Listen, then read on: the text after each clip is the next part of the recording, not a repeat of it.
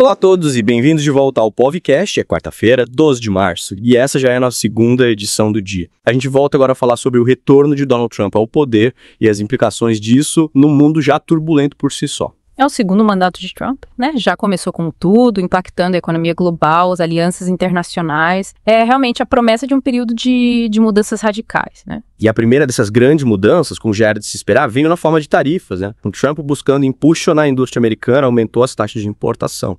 E ele visou até mesmo aliados históricos como a União Europeia e o Canadá, em medida que isso causou um rebuliço, né? Sim, com certeza. Essa estratégia protecionista, né? Ela é vista com muita apreensão, principalmente porque ela acaba atingindo parceiros comerciais importantes. A China, por exemplo, já retaliou com tarifas próprias e isso aumenta muito o risco de uma guerra comercial em larga escala. Aí o impacto disso na economia global seria gigantesco, né? Com potencial para destabilizar mercados e causar recessões. E por falar em desestabilização, o palco da guerra na Ucrânia também sente os tremores do retorno do Trump, né? A aproximação com Putin, a imposição de condições favoráveis a Moscou nas negociações, isso tudo causa muita apreensão aqui no Ocidente. Sem dúvida. A Ucrânia fica numa situação muito delicada, fragilizada, a Europa está sendo deixada de lado nas negociações, e a declaração do secretário de Defesa americano, considerando irrealista a entrada da Ucrânia na OTAN, aumenta o temor de uma mudança radical na política externa dos Estados Unidos. Essa mudança de postura em relação à Ucrânia me deixa intrigada. Por um lado, o Trump busca o diálogo com Putin, mas por outro ele impõe condições que claramente beneficiam a Rússia. É como se ele estivesse jogando um jogo duplo e a Ucrânia estivesse ali no meio do tabuleiro. É uma análise interessante. E o mercado financeiro, né, que está sempre muito atento a esses movimentos geopolíticos, já reage a essa aproximação entre Estados Unidos e Rússia. A bolsa russa em alta, a valorização do rublo, mostram claramente os benefícios para Moscou. A pergunta que fica é, qual o impacto disso a longo prazo para a ordem global? Uma pergunta complexa, sem dúvida. Mas, mudando um pouco o foco, o discurso nacionalista de Trump com direito às sugestões, olha só, de anexação do Canadá e do Canal do Panamá também causa espanto. É verdade, é verdade. Essas sugestões, mesmo que pareçam absurdas, acendem um alerta, né? Futuro das relações internacionais. A comunidade internacional observa com apreensão esse descaso com a soberania de outras nações, né? E a proposta de transformar Gaza numa Riviera americana. Essa proposta é ainda mais polêmica. A ONU já condenou, muitos consideram como limpeza étnica. Me preocupa a falta de clareza de como isso seria implementado na prática.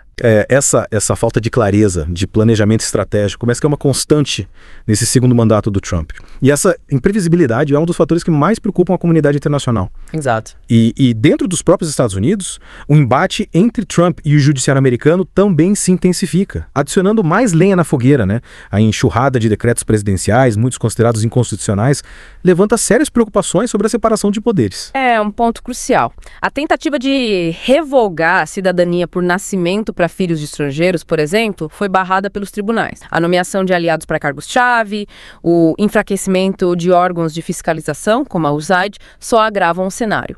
E a sombra de Nixon e Watergate para no ar, né? Com o governo Trump ignorando, pelo menos em parte, algumas decisões judiciais. É como se a gente estivesse revivendo um dos períodos mais conturbados da história americana. De fato, a história parece que se repete, né? E a figura de Elon Musk como conselheiro de Trump, especialmente após o escândalo de acesso a dados sigilosos da Receita Federal por assessores ligados a ele, aumenta ainda mais as preocupações. E falando em figuras controversas, a influência de think tanks ultraconservadores que defendem uma monarquia presidencialista com poderes ampliados por executivo é um sinal preocupante. O que exatamente eles propõem? Eles defendem a ideia de que o presidente deveria ter poderes quase absolutos, né, com pouca ou nenhuma interferência do Congresso ou do Judiciário. Eles alegam que essa concentração de poder seria necessária para restaurar a grandeza da América, combater as forças do globalismo. Restaurar a grandeza da América soa como um slogan vazio, um apelo emocional para justificar medidas autoritárias, né? Mas como essa monarquia presidencialista funcionaria na prática? A ideia é que o presidente teria poderes para ignorar leis que ele considerasse inconvenientes. Nomear juízes e ministros sem a aprovação do Senado e até dissolver o Congresso, se ele achasse necessário. Uma visão, assim, assustadora, né? Que lembra regimes autoritários do passado. E essa retórica de um judiciário politizado E a ideia de ignorar decisões judiciais contrárias à vontade popular mina os pilares da democracia americana, né? É como se eles estivessem criando um precedente perigoso que pode ter consequências imprevisíveis. Exatamente. Essa erosão das normas democráticas é um dos aspectos mais preocupantes do segundo mandato do Trump. É como se ele estivesse testando os limites do sistema e ninguém sabe ao certo até onde ele está disposto a ir. Enquanto os Estados Unidos se afundam nessas crises internas, a China se consolida como potência global, principalmente no campo ambiental, né? É irônico, né? Com certeza. Enquanto Trump retira os Estados Unidos do Acordo de Paris e incentiva combustíveis fósseis, a China domina o mercado de energia solar e se aproxima de emissões negativas de carbono. Uma mudança de paradigma e tanto. E o impacto geopolítico desse movimento. Países do Sul Global, buscando preencher a lacuna deixada pelos Estados Unidos, começam a fortalecer a cooperação entre si, né? E isso pode resultar em novos blocos de poder e uma reorganização da geopolítica internacional. Ou seja, as ações de Trump reverberam para além das fronteiras americanas, impactando a dinâmica global como um todo. Sem dúvida.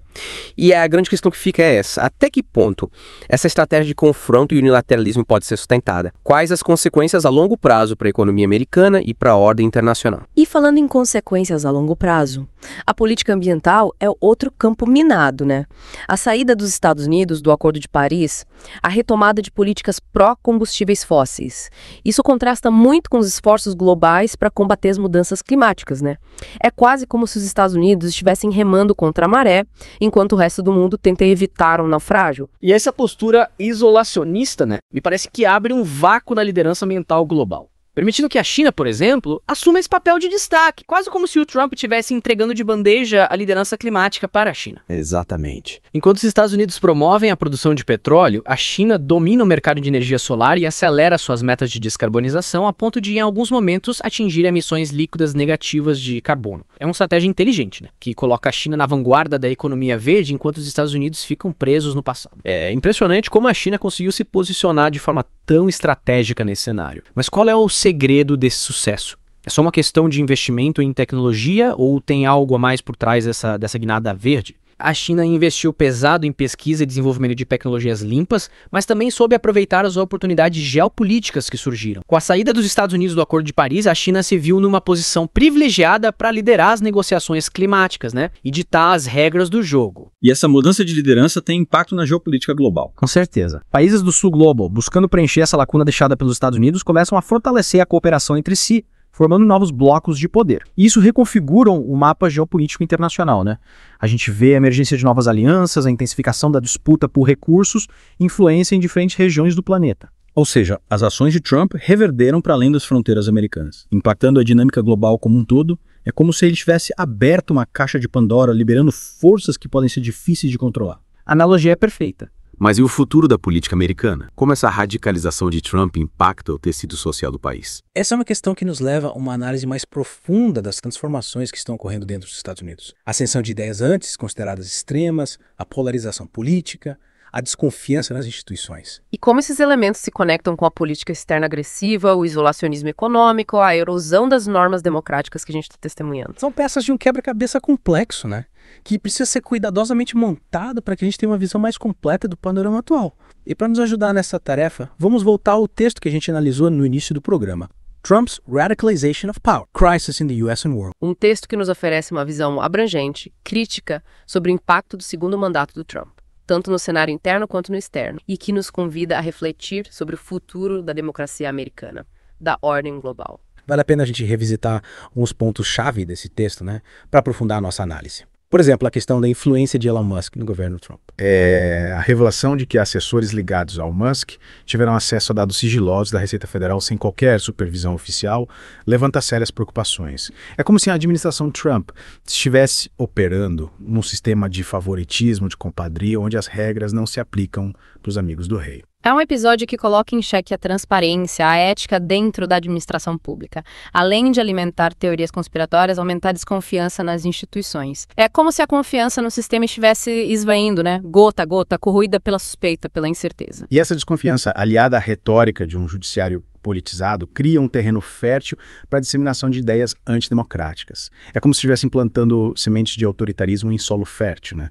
Esperam que elas germinem e floresçam. Exatamente. A ideia de que decisões judiciais podem ser ignoradas se elas forem consideradas contrárias à vontade popular é um ataque direto ao Estado de Direito. É como se estivessem construindo um castelo de cartas, né? Frágil e vulnerável a qualquer sopro de vento. E essa erosão das normas democráticas, combinada com o nacionalismo exacerbado, o expansionismo territorial, cria um coquetel explosivo. É como se estivesse misturando ingredientes perigosos num caldeirão sem saber ao certo qual vai ser o resultado final. Um coquetel que pode ter consequências imprevisíveis, devastadoras, tanto para os Estados Unidos quanto para o mundo. É como se a gente estivesse caminhando em um campo minado, sem saber onde pisar para evitar uma explosão. Pois é, diante desse cenário, digamos, um pouco sombrio, é fundamental a gente manter o olhar crítico, a capacidade de análise e compromisso com a democracia. Em momentos como esse, a informação, o debate são as nossas melhores armas contra o medo, contra a manipulação. É verdade, a gente tem que buscar sempre informações, né, de fontes confiáveis, questionar as narrativas simplistas, resistir à tentação de se deixar levar por discursos de ódio, polarização. A democracia exige participação, engajamento e, acima de tudo, a defesa dos seus valores fundamentais, né? Sim. Mas como a gente traduz, né, essa defesa da democracia em ações concretas? O que a gente pode fazer individualmente, coletivamente, para fortalecer as instituições e resistir a esse autoritarismo? Bom, em primeiro lugar, a gente precisa estar informado, né? Consciente dos nossos direitos, dos nossos deveres como cidadão. A gente tem que acompanhar as decisões políticas, participar de debates, participar das eleições, exercer o nosso direito à livre expressão de forma responsável, construtiva. A apatia, a indiferença são inimigas da democracia. E além da participação política, o que mais que a gente pode fazer para fortalecer essa democracia? É fundamental apoiar organizações da sociedade civil, né, que trabalham em defesa da democracia, dos direitos humanos, do Estado de Direito. Essas organizações, elas têm um papel crucial na fiscalização do poder público, na promoção da transparência, na defesa das liberdades individuais. É verdade. E a educação também desempenha um papel fundamental na formação de cidadãos mais críticos, mais engajados. A gente precisa investir em educação de qualidade que promova o pensamento crítico, o respeito à diversidade, a valorização da democracia. Sem dúvida, a educação é a base de uma sociedade mais justa, democrática. É através da educação que a gente pode formar cidadãos conscientes, né? Que sejam capazes de analisar a realidade, de participar ativamente da vida política e construir um futuro melhor para todos. E o Povcast vai estar aqui para te acompanhar nessa jornada, né? Trazendo análises aprofundadas, debates relevantes, informações confiáveis para você poder entender o mundo em que a gente vive e agir para transformá-lo. É isso aí. Lembrando que o Povcast vai ao ar de segunda a sexta, às 9 da manhã e às 6 da tarde. E aos sábados, ao meio-dia. Contamos com a sua audiência, com a sua participação nesse debate que é crucial para o nosso tempo. A gente espera você no nosso próximo encontro. Até lá!